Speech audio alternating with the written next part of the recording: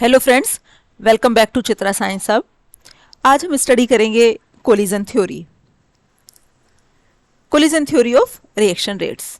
According to this theory, chemical reaction takes place only by collision between the reacting molecules. इस theory के according जब कोई chemical reaction होता है तो आपका रिएक्टिंग मॉलिक्यूल्स के बीच में कोलिजन होता है और तब हमारा प्रोडक्ट फॉर्मेशन होता है। लेकिन सबके सब कोलिजन इफेक्टिव नहीं होते। Only A small fraction of collision produces A reaction. केवल आपका कुछ ही फ्रैक्शन जो है कोलिजन्स का आपका जो है इफेक्टिव होता है। The two main condition for a collision between the reactive molecule to be productive are. जो दो मेन कंडीशंस हैं किसी भी इफेक्टिव कोलिजन होने के लिए, दो मेन कंडीशन आपकी नेसेसरी है। The colliding molecule must possess sufficient kinetic energy to cause the reaction. एक तो कोलाइडिंग मॉलिक्यूल्स के पास आपकी सफिशिएंट काइनेटिक एनर्जी होनी चाहिए कि जो वो एक्टिवेशन एनर्जी के बैरियर को क्रॉस कर सके, और दूसरा जो रिएक्टिंग मॉलिक्यूल्स हैं वो प्रॉपर ओरिएंटेशन में हो जिस समय वो आपका रिएक्ट करते हैं। अब इन दोनों फैक्टर्स को हम डिटेल में देख लेते हैं। पहला, the molecule must collide with sufficient kinetic energy. हमने एक जनरल रिएक्शन कंसिडर किया, ए और बी मिलके क्या बना रहे हैं, ए बी बना रहे हैं। A chemical reaction occur by breaking bonds between the atoms of the reacting molecule and forming new bonds in the product molecule. अब आपका ए बी कब बनेगा, जब ये ए के बीच का बॉन्ड टूटेगा और बी के बीच का बॉन्ड टूटेगा। तो मॉलिक्यूल के पास इतनी सफिशिएंट काइनेटिक एनर्जी होनी चाहिए कि ये बॉन्ड टूट के आपका प्रोडक्ट फॉर्मेशन हो सके। दूसरा फैक्टर आपका फिर क्या है, आपका the energy for breaking of bond कम। अब जो ये बॉन्ड टूटेंगे, जो रिएक्शन हमारा होगा, ये ए से हमारा क्या है, ए बी से ए बी बनेगा। तो अब ये एनर्जी आएगी कहाँ से? The energy for breaking of bond come from the kinetic energy possessed by the reacting molecules before collision. ये एनर्जी आएगी कहाँ से?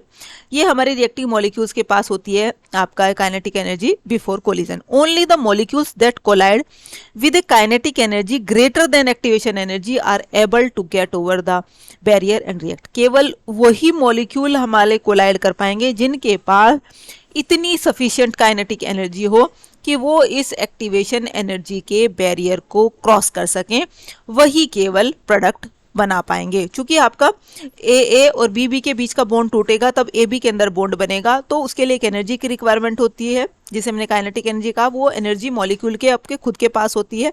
अब वो मॉलिक्यूल जिनके पास इतनी एनर्जी होगी कि आपका इस एक्टिवेशन एनर्जी के बैरियर को क्रॉस कर सके, केवल वही प्रोडक्ट बना पाएंगे। The molecules collide with the kinetic energy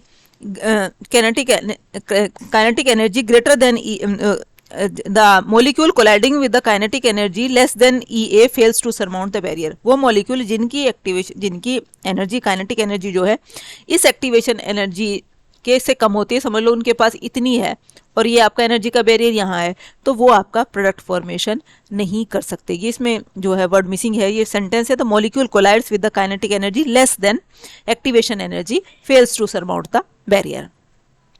अब दूसरा फैक्टर है, एक तो ये होगा कि सफिशिएंट काइनेटिक एनर्जी होनी चाहिए उनके पास कोलिजन के लिए। दूसरा क्या है कि मॉलिक्यूल्स जो है वो प्रॉपर ओरिएंटेशन में होने चाहिए।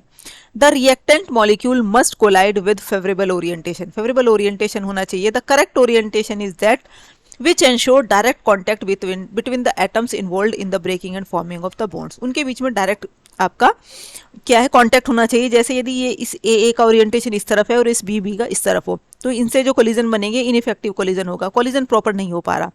अब जिस तरह से ये अरेंज है, इसी तरह से यदि ये अरेंज हो एक के ऊपर एक वाला, तो इस तरह से क्या है, जो एरिया ऑफ कॉन्टैक्ट बढ़ेगा तो इफेक्टिव कोलिजन होंगे। तो दूसरा फैक्टर क्या है कि मॉलिक्यूल प्रॉपर ओरिएंटेशन में होने चाहिए जिस समय वो कोलाइड कर रहे हों।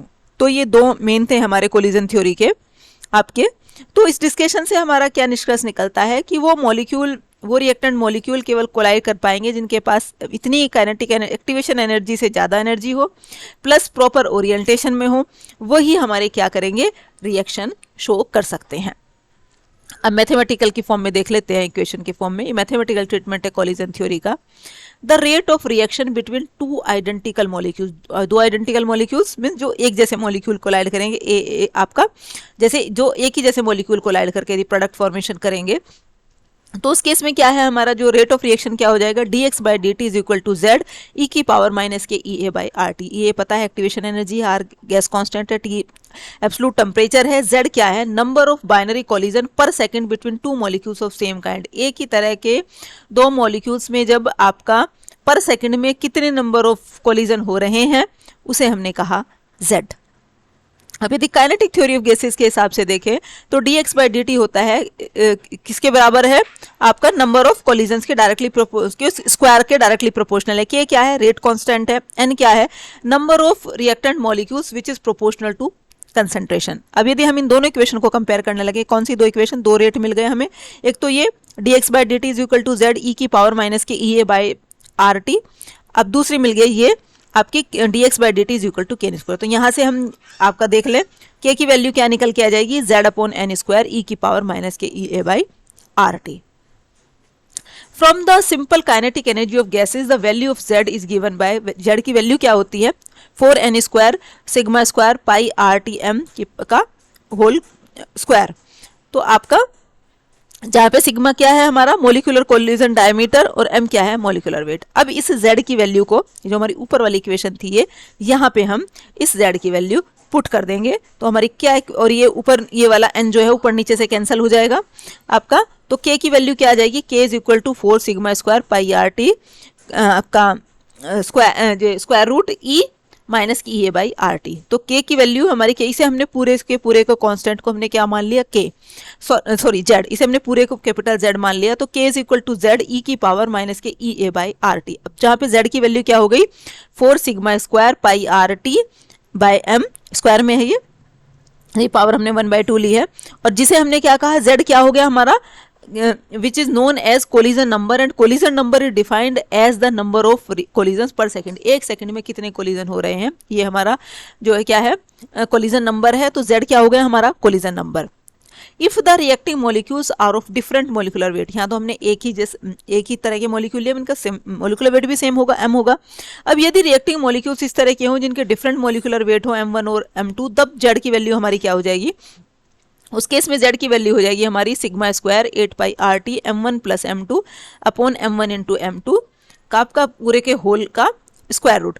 तो अब इस z की वैल्यू को हम इस ऊपर वाली इक्वेशन में रख देंगे, यहाँ पे इस z की वैल्यू को यहाँ रख देंगे। तो इक्वेशन क्या हो जाएगी हमारी, k is equal to sigma square 8 pi R T m1 by m2 whole, इसे पूरे का आपका स्क्वायर रूट e की power e m by R T, where sigma is the mean of molecular collision diameter of reactants. अब इस collision theory का further modification दिया गया, क्योंकि इसमें कहा कि बहुत सारे रिएक्शंस ऐसे होते हैं जिनके लिए जो k की वैल्यू जो एक्सपेरिमेंटली वैल्यू जो है वो ऑब्जर्व वैल्यू से डिफरेंट है, कि मतलब k की जो वैल्यू है आपकी रेट कांस्टेंट की, वो वैल्यू जो है वो बहुत ज़्यादा हाई है आपकी जितनी ऑब्जर्व वैल्यू से, मतलब दोनों मैच नहीं करती कैलकुलेटेड ऑब्जर्व। उस केस में, इसलिए केस में हमने क्या किया, ये जो हमारी इक्वेशन आई थी k is equal to Z E की पावर माइनस के ई ए बाई टी, उसे हमने मॉडिफाई कर दिया, k is equal to P Z E की पावर माइनस के E A by R T. P क्या है, स्टेरिक फैक्टर और प्रोबेबिलिटी फैक्टर है। अभी क्या है, it account for the fact that all collision between the activated molecules may not result into reaction. उन्होंने कहा ये क्यों हमने करेक्शन फैक्टर उसके अंदर ऐड किया, क्योंकि जो जितने कोलिजन होते हैं वो आपके एक्टिवेटेड मॉलिक्यूल के बीच में जितने कोलिजन होते हैं सबके सब जो कोलिजन से जो है क्या है प्रोडक्ट फॉर्मेशन नहीं हो सकता। Only those collision between the activated molecule result into reaction which collide with proper orientation, जो प्रॉपर ओरिएंटेशन से कोलाइड करेंगे। The value of P varies from 1 to 10 raised to the power minus के 9। When p is equal to 1 the reaction obeys collision theory। जब हमारी p की value, steric factor की value जो है हमारी आपकी 1 आती है, तो उस केस में जो है हमारा जो रिएक्शन है वो कोलिजन थ्योरी को फॉलो करता है। ये आपका एग्जामिनेशन पॉइंट ऑफ व्यू से इंपॉर्टेंट क्वेश्चन है कि पी आपका क्या बताता है इसके अंदर, ये स्टेरिक फैक्टर और प्रोबेबिलिटी फैक्टर को बताता है। ये था हमारा आज का टॉपिक। Thank you.